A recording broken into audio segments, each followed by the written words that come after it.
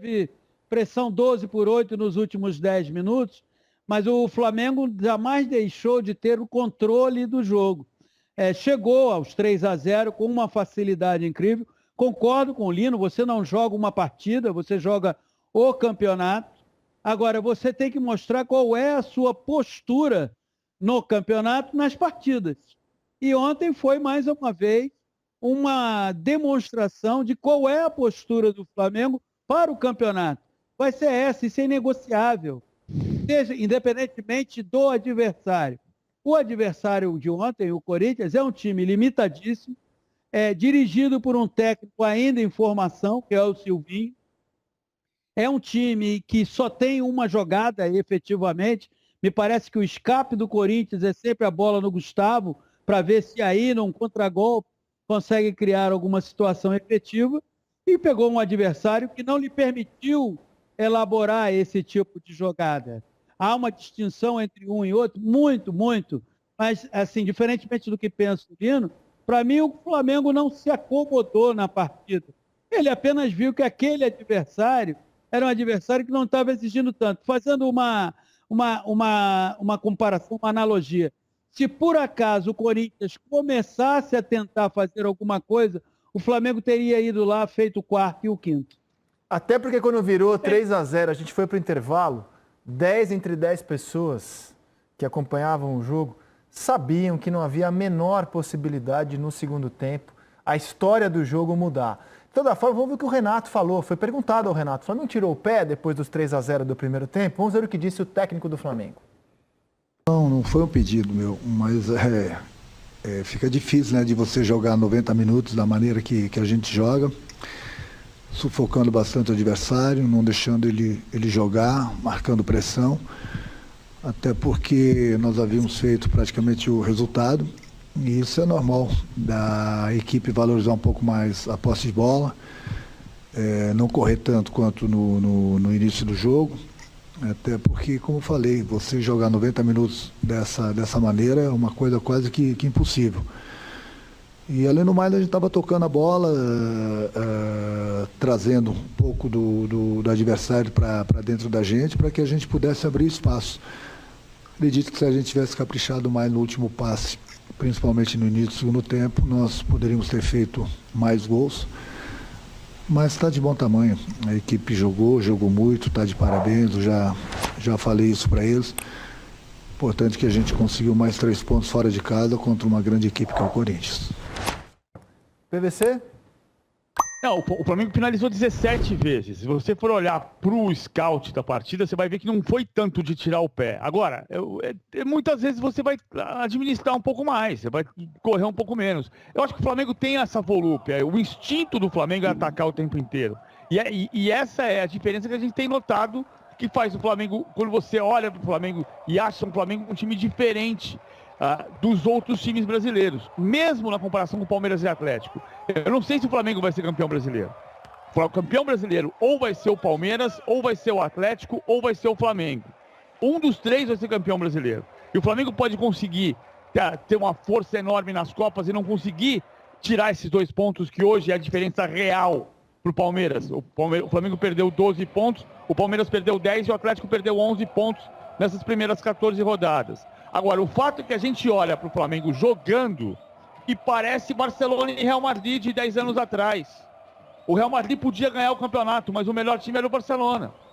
É muito parecida a relação. Eu não estou dizendo, Gabigol não é o Messi, não tem Vila e Pedro, não tem Xavi e Iniesta, não é esse o ponto, mas é a diferença de padrão. O Flamengo entra em campo e você pergunta de quanto vai ganhar. E o Corinthians hoje seria o quê? O Betis, então, nessa comparação com o futebol espanhol, né? Nesse momento. Não, o Corinthians é o Atlético de Madrid em uma fase. Eu acho que o Betis, nesse momento, cai melhor para a equipe alvinegra. Mas olha só, o PVC falou dos 3 grandes candidatos ao título por razão não só de colocação na tabela, eles nem são os 3 primeiros, mas por força de elenco, né? O Flamengo já enfrentou o Palmeiras, foi 1-0 o Flamengo, um jogo bem equilibrado. O Flamengo perdeu, aliás foi atropelado pelo Atlético Mineiro no Mineirão, mas o Flamengo estava desfalcado dos jogadores da seleção brasileira e estava tendo o retorno do Arrascaeta, era o primeiro jogo do Arrascaeta após Copa América. Então é difícil avaliar. E o Rogério caiu depois. Rogério caiu, exato. Assim como o Domenech caiu ano passado perdendo para o Atlético. Eu sei. Não, então é que é difícil projetar, a gente já viu, não vimos ainda Palmeiras e Atlético Mineiro se enfrentarem nesse campeonato, mas já vimos os outros jogos. Só que tem uma novidade aí, né, que é a chegada do Renato. E como este Flamengo melhorou com o Renato, porque os 2 jogos que o Flamengo fez contra o Galo e contra o Palmeiras foram na era Rogério Ceni. Era de um título brasileiro, de um time muito forte, é o mesmo elenco, descontado os desfalques que o Flamengo tinha, mas com o Renato a coisa melhorou. Inclusive, eu quero mostrar os números do quarteto fantástico do Flamengo com o Renato, né? O Gabigol, o Bruno Henrique, o Arrascaeta e de volta o Everton Ribeiro, porque ele jogou muito bem ontem. O Gabigol marcou 5 gols e deu 2 assistências em 6 jogos com o Renato. O Arrascaeta, Bruno Henrique, perdão, tem em 4 jogos 5 gols e 1 assistência. Em 4 jogos. O Arrascaeta tem 6 assistências e 2 gols em 6 jogos. E o Everton Ribeiro, que vinha um pouco abaixo, está crescendo com o Renato. Marcou ontem o seu primeiro gol com ele, foi o melhor em campo e deu 2 assistências. Então a gente está vendo uma subida de produção do time do Flamengo e dos jogadores do Flamengo nas mãos do Renato. Vocês não acham que o time está subindo de produção? Ou vocês, né? Fala, PC. Tá, o Paulo Vinícius hoje na coluna dele na Folha de São Paulo, ele tocou num ponto interessante, sobre a leveza que o Renato dá ao ambiente. É sempre importante ressaltar que o Renato não é só o cara de vestiário, de vamos lá, você tem que dar o seu melhor. Isso é querer minimizar a capacidade do Renato. O Renato pode não gostar de falar sobre futebol em entrevista, geralmente ele não faz isso. Outros técnicos gostam de ser mais didáticos, exemplificar, dizer o que fizeram aqui e ali. Não é o estilo do Renato. Agora, uma coisa que o Renato tem de forma bem presente é o olhar aguçado para ver como está o ambiente. Some-se a isso o seu trabalho de estratégia, da questão da definição tática. Se você olhar com mais apuração para o desempenho e comportamento do time, você vai observar que tem mudanças, que não são alardeadas por ele, porque não é da personalidade dele fazer isso, né? Agora, fundamentalmente, me parece um Flamengo menos engessado, mais destravado, e em vários aspectos. Everton Ribeiro, que você falou, foi ontem o melhor jogador. Antes de sair para a Copa América, era um jogador travado, contido. Aí tem uma série de questões que muito provavelmente a gente não sabe quais são, mas que certamente agora tem a contribuição do Renato para destravar. E já que o Renato não fica falando muito de tática do time dele, cabe a nós tentar explicar. O que mudou, fora o astral, que é óbvio, né? Acho que o PVC travou, né? Então eu vou para o Lino. Fora o astral, que é óbvio... Chama o Renato. O astral que ele trouxe ao time, que é uma coisa óbvia, todo mundo percebe. O que você enxerga de diferença na maneira de jogar desse time nesse universo de 6 jogos com o Renato, Lino? Eu acho um Flamengo muito mais preocupado com o próprio Flamengo. O Rogério e outros treinadores, eles têm o hábito de planejar o jogo muito também em função de virtudes do adversário, né? Trabalhar com certos movimentos que tem a ver também com movimentos ameaçadores ao próprio Flamengo. Acho que isso lá na frente pode ter um preço. Eu não te diria que isso é a solução para o bom funcionamento do Flamengo, não. Porque na hora que o Flamengo tiver que se preocupar com bola parada, contra-ataque, equipes mais articuladas, defesas mais sólidas, um jeito talvez mais forte de jogar, gramados que prejudiquem realmente, né, que sejam pesados ao ponto de tirar um pouco da mobilidade do time, a hora que o ambiente ficar desfavorável, é que eu quero ver o Renato. Quero ver o Renato compreender o jogo do adversário, quero ver o Renato fazer evoluir o jogo do Flamengo. Mas é inegável que o time hoje tem mais aproximação, um jogo por dentro mais eficiente, passagens pontuais e mais interessantes de laterais também. O Felipe Luiz continua passando por dentro, mas ele é muito mais cuidadoso agora. Ele tem uma estrutura de meio campo que aproxima o Everton Ribeiro do Arrascaeta. Eles às vezes ficavam muito distantes com o Rogério Ceni. Então tem uma lógica de funcionamento, de aproximação no time do Flamengo que parece se aproximar do que o Jorge Jesus fazia. Agora, o Jorge Jesus fazia isso e também olhava muito bem os adversários. Quero entender o Renato nos grandes desafios daqui para frente. Por enquanto ele não teve, né? Foi tudo muito fácil. A sessão feita a estreia, na qual ele venceu por 1-0 o Defensa, não com o Flamengo jogando mal naquele dia, na comparação com o rival. Todos os outros jogos foram muito fáceis. Sim. Você tem algumas mudanças óbvias, né? O Arão saiu da zaga, foi para o meio campo, isso é uma coisa óbvia, fácil de a gente notar. O Felipe Luiz, que era um jogador, o próprio Felipe Luiz falava isso, né? Que o Rogério o chamou para jogar quase que como um terceiro zagueiro, função que ele vinha desempenhando na Europa.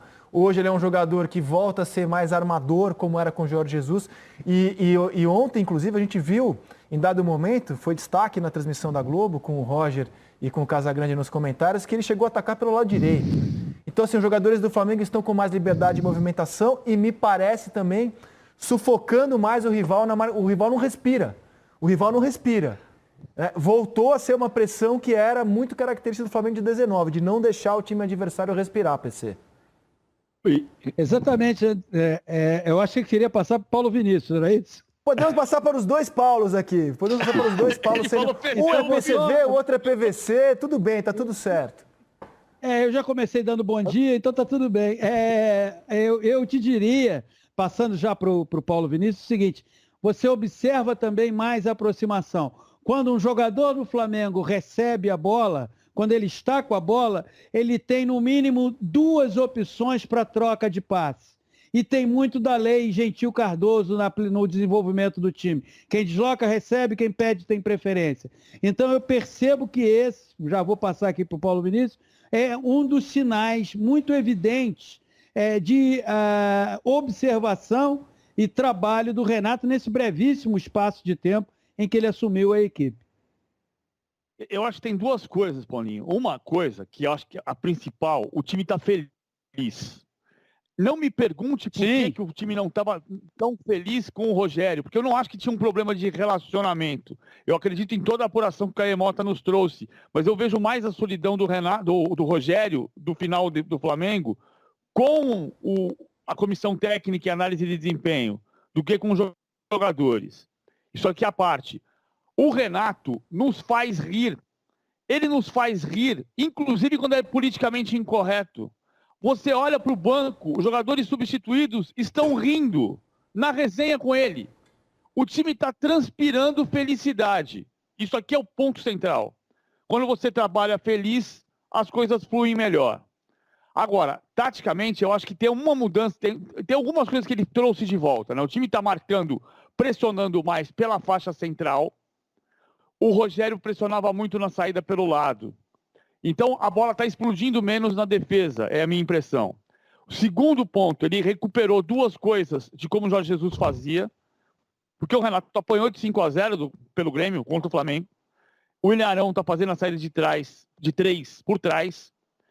E o Felipe Luiz está um pouquinho mais à frente. E o Isla está um passo atrás. Então, em vez daquele 3-2-5 com a bola, que na minha opinião prendia muito, engessava um pouco o Everton Ribeiro entre os meias, ele está fazendo com a bola, não é sistema tático. O desenho vira um 3-3-4. Ou seja, o Gabigol e o Everton Ribeiro têm muito mais facilidade de fazer o movimento. Tem mais espaço. Com o Isla ataca. Mas o Isla ataca a partir de um passo atrás. Acho que isso criou um espaço para os 4 da frente. Semana passada a gente discutia se tinha virado um trio. E eu falei, achava que tinha que ter calma, porque o Everton Ribeiro ia crescer. E uma semana depois o Everton Ribeiro é o melhor em campo.